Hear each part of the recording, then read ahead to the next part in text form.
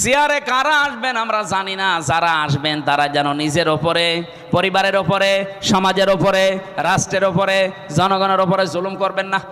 এই কথা বলেন না কেন? বারবার বলছি, আহ্বান জানি, এটা রেকর্ড হচ্ছে, সারা দেশ চলছে, যারা আসবে জুলুম করবেন না। 15 বছরের শিকড় যদি কেটে ফেলতে পারে আল্লাহ, 5 বছর যদি জুলুম করেন না, 5 বছর পরে আপনার বাড়ি ঘরও কিন্তু এই জালেমদের মতো শ্মশান হয়ে যাবে। আপনি দেখেন জালেমদের বাড়ি ঘরের দিকে তাকিয়ে, সব এখন ওজাড় গৃহ পড়ে আছে, জনশূন্য, কেউ আর ওর কাজ দিয়েও যায় না।